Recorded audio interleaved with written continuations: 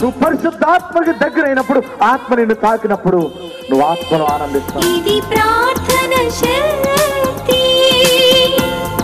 ప్రార్థన శక్తి, ఇది ప్రార్థన శక్తి.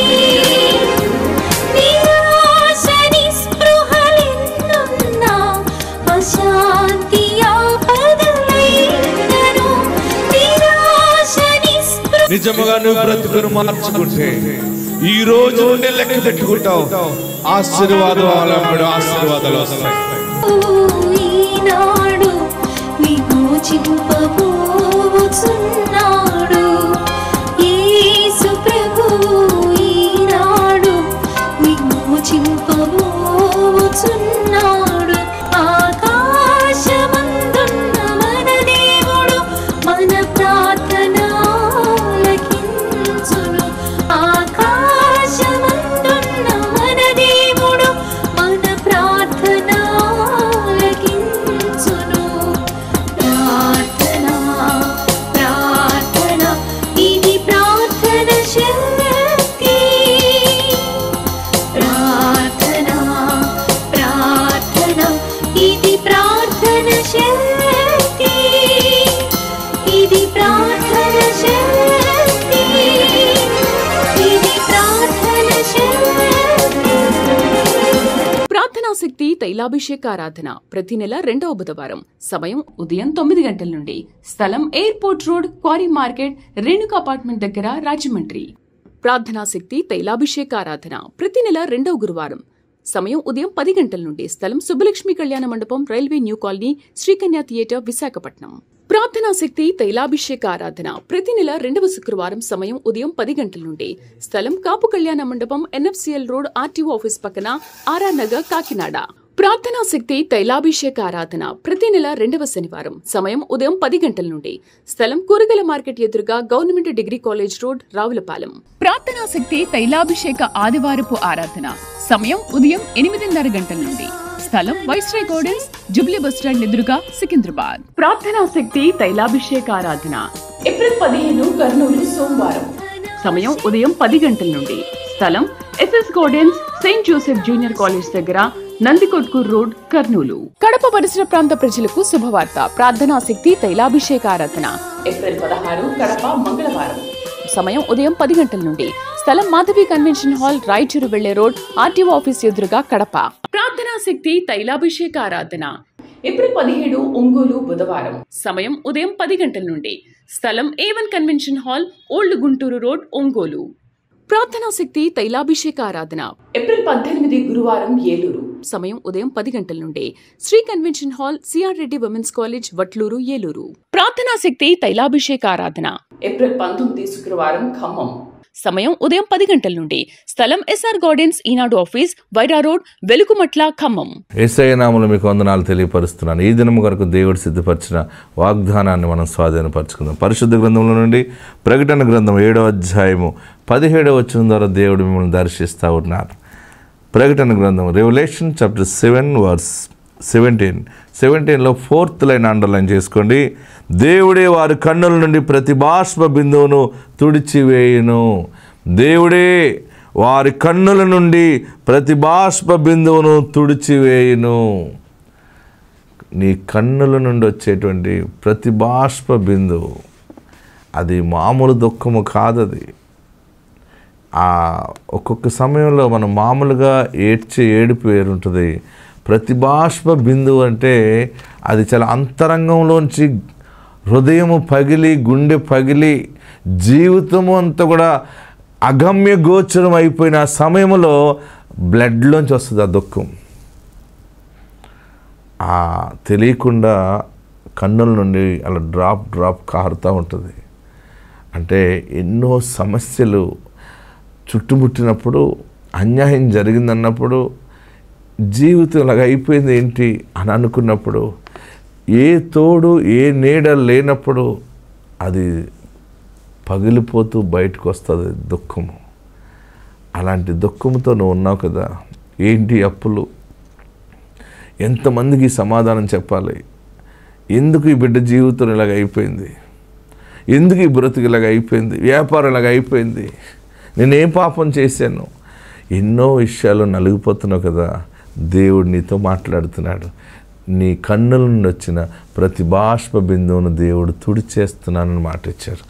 ప్రతి బాష్ప బిందువులు తుడవాలంటే ఎన్ని గొప్ప కార్యాలు మన జీవితంలో జరిగితే మన ప్రతి బాష్ప బిందువులు ఎప్పుడు తుడవబడతాయంటే అన్ని సమస్యలు కొట్టివేయబడినప్పుడు కన్నీళ్ళే ముత్యాలుగా మారుతాయి. ఎందుకు భయపడుతున్నావు? ఎందుకు ఏడుస్తున్నావు? దేవుడు నిన్ను విడువలేదు. దేవుడు నీ పక్షముగా ఉన్నాడు. నీతోనే దేవుడు మాట్లాడుతూ ఉన్నాడు. నీ కన్నుల కన్నీళ్లను ముత్యాలుగా మార్చేవాడు. ఈరోజు ఈ ప్రార్థనా శక్తి ప్రోగ్రాం ద్వారా దేవుడు నీతో మాట్లాడుతూ ఉన్నాడు. గొప్ప సందేశాన్ని నీకు అందజేస్తూ ఉన్నాడు. ప్రతి బాష్ప బిందువును ఆయన తుడిచివేస్తాడు. ఏడవకు. చనిపోవాలని ఎందుకు అనుకుంటున్నావు? సూసైడ్ చేసుకోవాలి, ఎటైనా పారిపోవాలి, చనిపోవాలి, నాకు అసలు బ్రతకాలని లేదు, నా వల్ల కాదు ఈ సమస్యలు అని అనుకుంటున్నావా? దేవుడు నిన్ను నిలబెడుతున్నాడు. దేవుడు ఎంత నువ్వు ఏడ్చేవో అంతగా ఆశీర్వాదంగా అదే స్థలంలో నిలబెట్టి నిన్ను సాక్షిగా నిలబెడుతున్నాడు. నమ్ముతున్నావా? ఆత్మ నీకు తోడైండును గాక.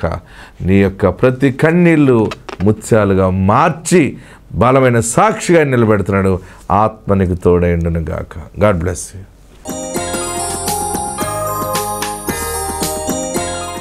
హల్లెలూయా.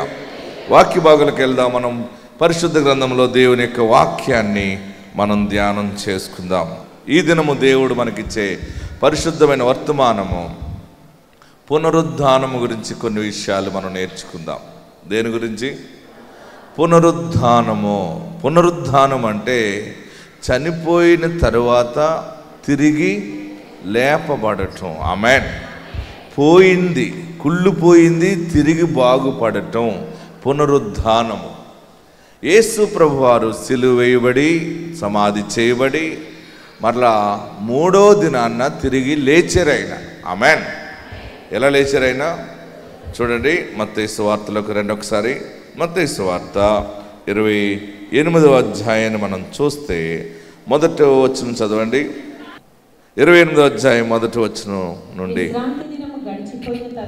విశ్రాంతి దినము గడిచిపోయిన తర్వాత ఆదివారమున తెల్లవారుచుండగా మగ్దలేనే మరియయు వేరొక మరియయు సమాధిని చూడవచ్చిరి.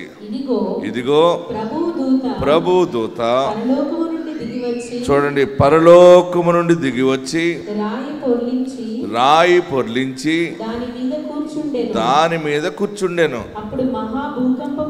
అప్పుడు మహాభూకంపము కలిగెను. ఆ దూత స్వరూపము మెరుపు వలె ఉండెను. అతని వస్త్రము హిమమంత తెల్లగా ఉండెను. అతనికి భయపడుట వలన కావలి వారు వణికి చచ్చిన వారి వలె ఉండిరి. దూత ఆ స్త్రీలను చూచి మీరు భయపడకుడి. చూడండి, అండర్లైన్ చేసుకోండి. మీరు భయపడకుడి, సిలువ వేయబడిన యేసును మీరు వెదుకుచున్నారని నాకు తెలియను. ఆయన ఇక్కడ లేడు. తాను చెప్పినట్టే ఆయన లేచి ఉన్నాడు.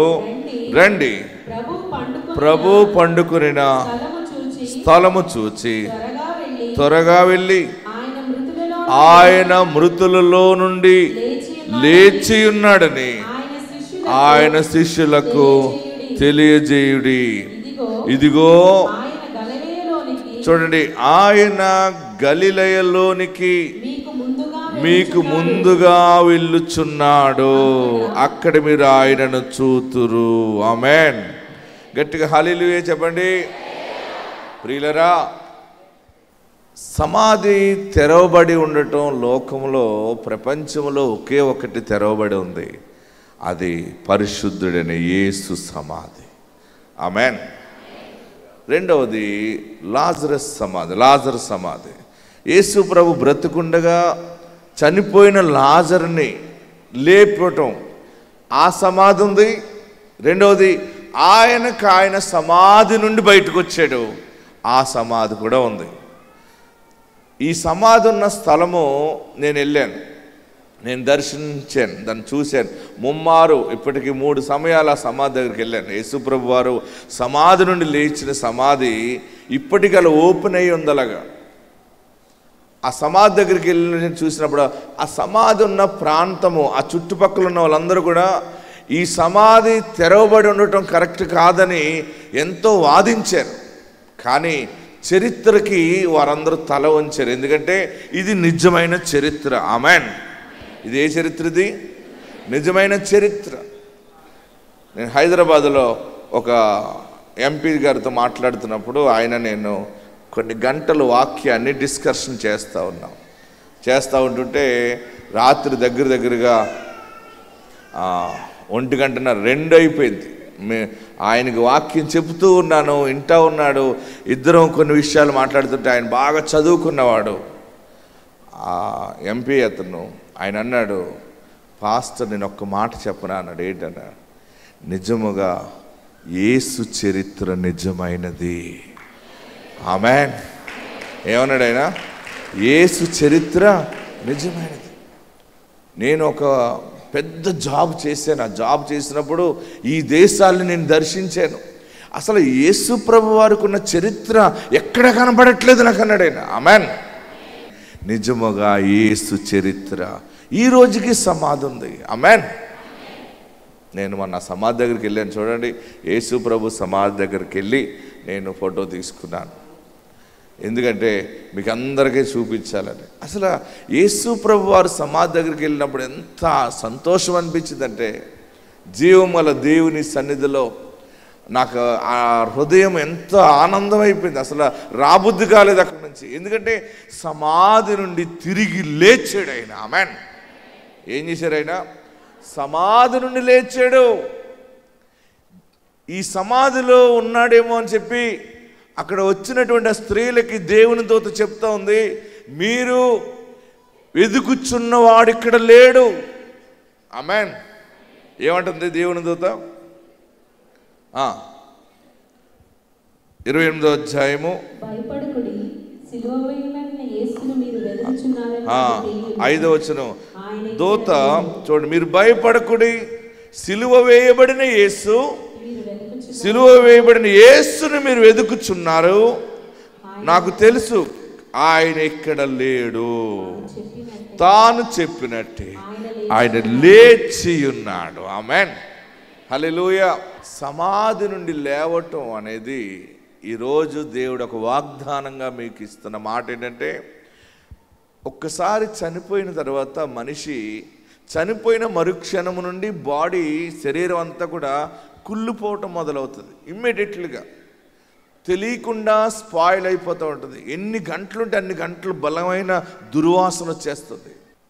ఒక్కరోజు ప్రాణం విడిచిపెట్టిన తర్వాత 24 గంటలకి చాలా దారుణంగా పాడైపోతుంది. 2 రోజులకి ఇంకా పాడైపోతుంది. 3 సమాధి చేసేసామనుకోండి, మనం చనిపోయిన వ్యక్తిని సమాధి చేసిన తర్వాత అక్కడితో మన అందరం ఏం చేసుకుంటామంటే అక్కడే ఆ మనిషిని విడిచిపెట్టేస్తాం.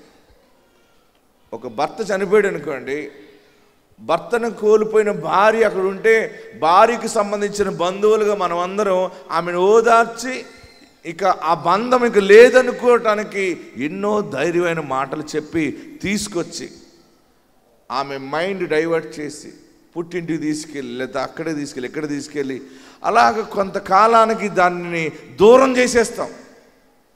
ప్రియులరా, ఎందుకంటే ఇక మరలా తిరిగి రాడు, ఆ మనుషుడిని ఇక నువ్వు చూడవు, అయిపోయింది ఆ మనిషి పని అని అనుకుంటాం. ప్రియులరా, ఒక సమస్య వచ్చింది అనుకోండి, ఒక బాధ వచ్చింది అనుకోండి, ఒక అప్పుల బాధ కానీ లేకపోతే పిల్లలు లేని బాధ కానీ ఇల్లు లేని బాధ, ఏదైనా మనము సమస్యలు ఇరుక్కుపోతే ఒక్కొక్క సమస్య ఎలాగుంటుందంటే ఇంక ఈ సమస్య నుండి నేను బయటికి రాలేను అని సమాధి అయిపోతుంది అనమాట. అది సమాధి అయిపోయిన నీ కష్టంలో నుండి పునరుద్ధానముతో దేవుడు బయటికి తీసుకొస్తాడు. ఆమేన్. హల్లెలూయా. ఎవరైనా నేను మీకు ఏం చేయాలని అన్నాడు అనుకోండి, ఎవరైనా మనం ఏమంటామంటే నా కష్టాలు నీ వల్ల కాదు, నువ్వు తీర్చలేవు, నిజంగా మన బాధ, మన కష్టం ఎవడో తీర్చలేడు. ఎందుకంటే అది ఆల్రెడీ ఆశలు దులుకున్నటువంటి సమయానికి వెళ్ళిపోయింది. ఎంత నీ సమస్య కుళ్ళిపోయినా దేవుడు నీకు ఇచ్చిన వాగ్దానం ఒకటి ఉంది. దానితో పునరుద్ధానం అనే వెలుగుని నువ్వు చూస్తావు, దేవుని సాక్షిగా నిలబడతావు. Amen, amen. అది ఎలాంటిదైనా సరే, రావలసిన బాకీ అవ్వచ్చు, ఇంక రాదని మొండికెత్తేసిన దానిని దేవుడు ఆశ్చర్యకరంగా తీసుకొస్తాడు. పిల్లలు పుట్టే అవకాశం లేదు, కణాలు లేవు, యూట్రస్లో ప్రాబ్లం ఉంది. డాక్టర్లు ఎంతమంది దగ్గరికి వెళ్ళినావు, అందరూ తేల్చి చెప్పారు ఇక నాకు పిల్లలు పుట్టే అవకాశం లేదు, నేను ఎవరినైనా పెంచుకోవాలి అనేటువంటి స్థాయికి దిగజారిపోయిన నీతో మాట్లాడుతున్నాడు. నీ గర్భవాసము నుండి ఒక కుమారుణ్ణి దేవుడు బయటికి తీసుకొస్తాడు. కణాలు ఆ సమయానికి వస్తాయి అంతే. ఆమేన్. ఆ సమయానికి నీ యూట్రస్లో దేవుని మహిమ ఆవరిస్తుంది. అదే పునరుద్ధాన శక్తి. ఆమేన్. ఇంకా అయిపోయింది చరిత్ర. నేను ఇల్లు కట్టలేను, లేకపోతే నా వల్ల కాదనుకుంటున్నావేమో. నువ్వు ఇంకా సమస్యనే సమాధిలోనే వెతుకుతూ ఉన్నావు. కానీ ఆల్రెడీ ఈరోజు దేవుడు నీకు మాట ఇచ్చాడు, నీవు బయటకు వచ్చేసేవు. ఆమేన్. నమ్ముతున్నారా మీరు ఎవరైనా? సమస్య నుండి దేవుడు మిమ్మల్ని 100% బయటికి తెచ్చాడని నమ్మగలిగితే 2 చేతులు పైకెత్తి గట్టిగా చప్పట్లు కొట్టి ప్రభుని స్తుతించండి. ఇంకా సమస్యలో మీరు ఉండవద్దు, ఎందుకంటే ఆయన ఇక్కడ లేడు. ఆమేన్. ఆయన గలిలయకి వెళ్ళిపోతా ఉన్నాడు. మీరు వెళ్ళిపోండి. ఆమేన్. ఇంకా సమాధిలో వెతకొద్దు. మనం ఇంకా ఎక్కడ ఎదుగుతామంటే అప్పులు ఉన్నాయి, ఇంకా అప్పులు అంటూనే మాట్లాడతాం. మనం రోగం ఉంది, నాకు ఏమో ఈ రోగం ఉంది, ఇంక నేను ఎన్నోకాలం బ్రతకనేమో, ఇంక ఎన్నోకాలం బ్రతకనేమో. నువ్వు ఆల్రెడీ బయటకు వచ్చి గలిలయకి వెళ్ళిపోవాలి నీ ప్రయాణము. ఆమేన్. రోగము నుండి ఆరోగ్యకరమైన మాటల్లోకి వెళ్ళిపోవాలి నీవు. ఇల్లు లేదు అని ఏడుస్తున్నావు ఎందుకు? దేవుడు 2 ఇల్లు ఇస్తున్నాడు నాకు అని ప్రయాణం మొదలు పెట్టాలి. నీ ఆలోచన ధోరణి మారాలంతే. మీకు నేను చెప్తున్నాను, రాసుకోండి, 100% మీరందరూ బాగుపడ్డారంతే. ఈ నెల మీరు నోట్ చేసుకోండి, 100% మీరు విజయము సాధించారంతే. బలమైన సాక్ష్యముతో నువ్వు నిలబడతావు. నీ కష్టాలు సమాధి అయిపోయిందని అనుకుంటున్నామేమో, అవి ఓపెన్ అవుతాయి.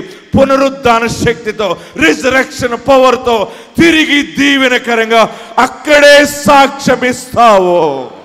ఆమేన్. ఈ దిన వర్తమానం ఏంటంటే మనము గలిలయకి వెళ్ళిపోవాలి. మన దేవుడు గలిలయకి వెళ్ళిపోతున్నాడు.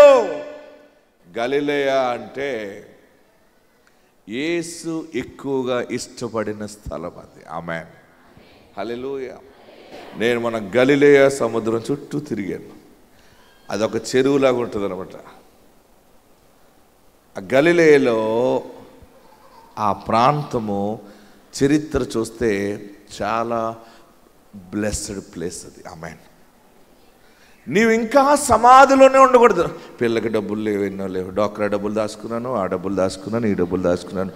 ఎన్ని డబ్బులు దాచుకుంటే మాత్రం మేస్టర్ లాంటి, టీచర్ లాంటి జాబ్స్ ఉన్నవాడికి, గవర్నమెంట్ ఉన్నవాడికి చేద్దామని ఆశ ఉంది. కానీ ఈ ₹1,00,000 కట్టడం సరిపోతుందా, 2 లక్షలు సరిపోతాయి అని అనుకుంటామేమో. మంచి ఎంఆర్ఓ దేవుడికి అల్లుడుగానే దేవుడు ఇస్తాడు. హల్లెలూయా, హల్లెలూయా. మనం ఏమీ లేని వారమే, కానీ మనలో పరిస్థితులు, మన ఆలోచన గలిలయకి వెళ్ళిపోవాలి. ఆమేన్. నీ బిడ్డని చిన్న వాళ్ళకి ఇచ్చి పెళ్లి చేస్తాను అన్నకు. నీ పిల్ల విషయంలో, నీ కుమారుడి విషయంలో, నీ బిడ్డ ముఖం చూసి ఉదయాన్నే లేచి నువ్వు ప్రార్థన చేసి మాట్లాడాలి, నా బిడ్డని దేవుడు రాజబిడ్డగా చేస్తున్నాడు, నా బిడ్డని, నా ఇంటిని దేవుడు ఆశీర్వదిస్తున్నాడు. ఉదయాన్నే నీ భర్త వైపు చూసినప్పుడు నువ్వు అనాలి, నా భర్తకి దేవుడు మంచి ఆరోగ్యం అనుగ్రహిస్తున్నాడు, నా భర్త చేతుల కష్టాన్ని దేవుడు దీవిస్తున్నాడు అనాలి. అలా అనకటం మానేసి పొద్దుటే లేచి మధ్యరాత్రి కూడా జేబులు వెతుకుతూ ఉంటుంటారు. కొంతమంది ఉన్నారా ఇక్కడ? మేము అలాగే వెతుకుతున్నాం అన్నవారు చేయి పైకెత్తండి. హల్లెలూయా చెప్పండి. కొంతమంది ఉదయాన్నే లేచి ఈ మాయదారుడు ముఖం చూసినప్పటి నుంచి నా బతికిలాగా అయిపోయింది. ఫస్ట్ నేను ఈ ముఖం చూడకూడదని డబ్బులు ఇచ్చే దేవుడి వైపు చూస్తారు కొంతమంది కలవ పువ్వు వైపు చూస్తారు, కొంతమంది కిటికీ వైపు, గుమ్మం వైపు, లేకపోతే బొమ్మల వైపు. సడన్గా పిల్లి కనపడింది అనుకోండి, అయ్యి బాబు ఇయ్యాలేదో అయిపోయింది అనుకుంటున్నాను. నువ్వు ఆ ముఖం ఈ ముఖం చూడవలసింది మరి ఏంటంటే, నువ్వు యేసు నామాన్ని స్మరిస్తూ కొలుతెరు, యేసయ్య నీకు ప్రత్యక్షం అవుతారు. ఆమేన్. హల్లెలూయా, హల్లెలూయా. నీ సమాధి కష్టములో నుండి దేవుడు నిన్ను బయటికి తెచ్చి గలిలయ వైపు ఆల్రెడీ ఆయన వెళ్ళిపోతున్నాడు. ఇంకా మీరు ఆ బాధల్లో ఉండొద్దు. మీకు కష్టాలు ఎప్పుడు పోతాయి చెప్పనా? నువ్వు ఎప్పుడు దానిని విడిచిపెడితే అప్పుడు పోతుంది అది. అంటే నేను విడిచిపెట్టడం అంటే నేను కట్టుకుని తిరుగుతున్నానా పాస్టర్ గారు, నేను మొలక కట్టుకున్నానా, పీక్ కట్టుకున్నానా అని దెబ్బలాడటానికి రెడీ అవ్వకండి.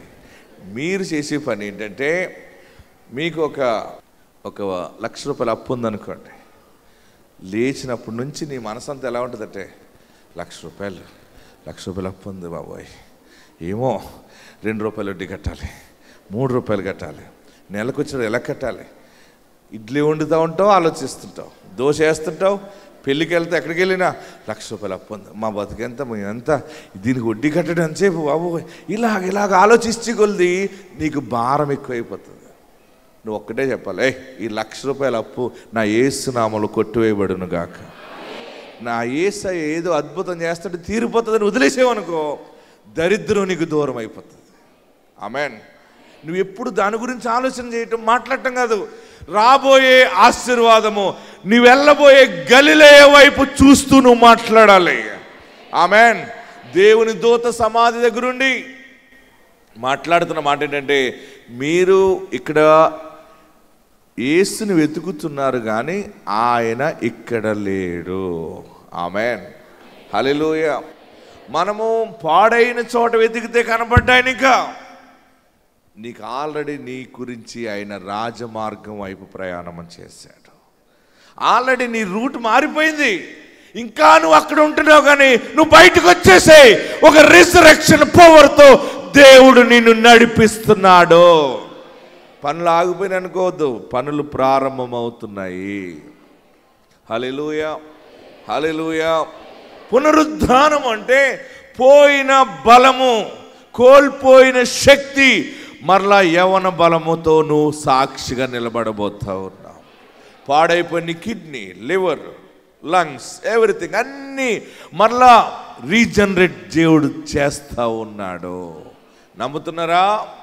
పాడైపోయిన మీ కుటుంబాల్లో ఇంకా మేము పాడైపోయాం అనొద్దు. ఇంకా గలిలయ మాట నీ నోట రావాలి. ఆమేన్. హల్లెలూయా. నేను బయటకు వచ్చాను, దేవుడు నన్ను బయటకు తీసుకొచ్చాడు. నాకు ప్రార్థనా శక్తి ఉంది, నాకు దేవుడు నా యందు విశ్వాసము, నేను దేవుని యందు విశ్వాసం ఉంచాను, దేవుడు నా పక్షముగా గొప్ప కార్యములు చేస్తున్నాడని నమ్ము. నీవు ప్రయాణము కొనసాగుతుంది. సమాధుల దగ్గర ఆగిపోయిన మీ ప్రయాణాలు ఈరోజు స్టార్ట్ అవుతున్నాయి. ఒక ప్రవక్తగా నా నోట నుండి దేవుడు మీకు పంపిస్తున్నాడు. మీ జీవితాలు శ్రమలను విడిచిపెట్టి ప్రయాణము సాగుతుంది. ఆమేన్. హల్లెలూయా, హల్లెలూయా. అందరూ తలలు వంచండి, కళ్ళు మూసుకుందాం. ఎక్కడున్నవారు అక్కడ లేచి నిలబడి, పునరుద్ధాన శక్తి, ఆశీర్వాదము గలిలయ వైపు మనం వెళ్ళబోతా ఉన్నాం. ఈ దినము దేవుడు ఇచ్చిన వాగ్దాన ఆశీర్వాదము. ఇంకా నాకు ఇన్ని అప్పులు ఉన్నాయి, అన్నప్పులు ఉన్నాయి అనుకుంటున్నామేమో, ఆల్రెడీ దేవుడు అప్పులన్నీ తీర్చి ఐశ్వర్యం నీకు ఇవ్వటానికి ఆయన గలిలయ వైపు ముందు వెళ్తా ఉన్నాడు. ప్రభువా, నా పాపాలు క్షమించు, ప్రభువా నన్ను పరిశుద్ధపరచు, నీ ఎదుట నేను చేసిన ప్రతి తప్పుదాన్ని క్షమించు. నీ దాసుడు తల మీద నూనెతో ప్రార్థిస్తుండగా నా పాప దోషాన్ని కొట్టివేయి బాబని ప్రార్థన చేయి. నీతిమంతుల జాబితాలో దేవుడు నిన్ను పెట్టబోతున్నాడు. ఆయన నీ పక్షముగా ఉన్నాడు, ఆయన నీ పక్షముగా ఉన్నాడు. తెలుసో తెలియకో తప్పిదాలు చేసేవేమో, ఇక నేను పాపము చేయను బాబు, నేను నీ సొత్తుగా ఉంటాను, నీ బిడ్డగా ఉంటాను. నా ప్రయాణము గలిలయ కదా. ఈరోజు మాట్లాడావు, నేను ఎట్టుపోవాలి, నేనేం చేయాలి, నాకేం అర్థం కావట్లేదని అనుకుంటున్నావేమో. ఆల్రెడీ నీ ముందు ఆయన వెళ్ళిపోయాడు, నీవు అదే రూట్కి వెళ్ళబోతున్నావు. ఆయన వెళ్ళాడు కనుక ఒక దారి ఏర్పాటు చేశాడు. ఆ దారిలో ధననిధి ఉంది. రెండవది, ఆయన నేల మీద నడిచాడు. నువ్వు ఆధారము లేకుండా నీ వ్యాపారము, నీ కుటుంబము, జీవనము కొనసాగుతుంది. ఆ గలిలయ ఆ ప్రాంతానికి జీవనాడిగా ఉంది, జీవపూటగా ఉంది. నీవు నీ సమాజానికి ఆశీర్వాదకరమైన జీవపూటగా ఉండబోతున్నావు. ఈ పునరుద్ధానం నుండి దేవుడిచ్చిన ఆశీర్వాదము. నీ ప్రయాణము గలిలయ, నీ ప్రయాణము గలిలయ, నీ ప్రయాణము గలిలయ. అందరిలో ప్రార్థనలో ఉండండి. హల్లెలూయా, హల్లెలూయా, స్తోత్రం, హల్లెలూయా.